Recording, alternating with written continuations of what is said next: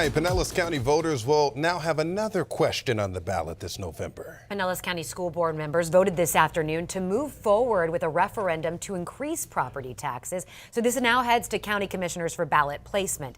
Tonight, 10 Tampa Bay's Aaron Parsegian explains how the increase would impact teachers and students.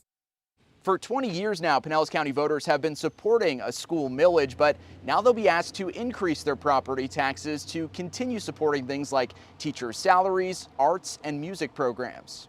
It passes unanimously, 7-0. The Pinellas County School Board giving a green light Monday to ask voters whether to increase the 1/2 mil school referendum to 1 mil this November, meaning a homeowner with a taxable value of $200,000 would pay $200 per year, up from $100 in years prior. This referendum is tax money. It's controlled locally, it's voted on locally, and it stays local. About $6,000 from Pinellas teacher salaries came from the millions generated by the tax last year. If approved, that number would get bumped to $11,000. We will continue the recruitment and retention of teachers as the major component of the referendum.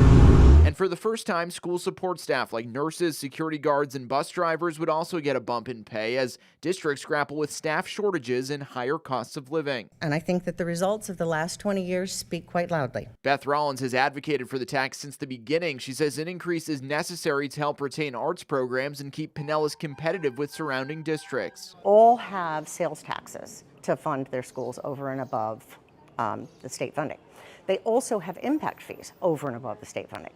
Pinellas has neither of those things. Rollins was among a number of folks who voiced support for the ballot measure Tuesday, though for at least one, an increase in taxes was not a welcome ask. You squander the money and then you want more? It's not right. Supporters say it's not a huge increase in taxpayer costs for the major impact it can have on the community. A lot of the money that we send to Tallahassee does not come back home to us.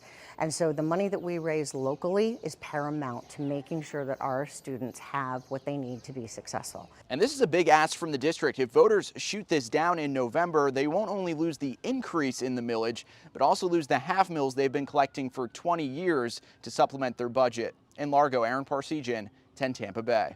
And voters in Hillsborough County will see a similar property tax referendum for schools on their November ballots. To learn more about each one, you can head to the free 10 Tampa Bay app.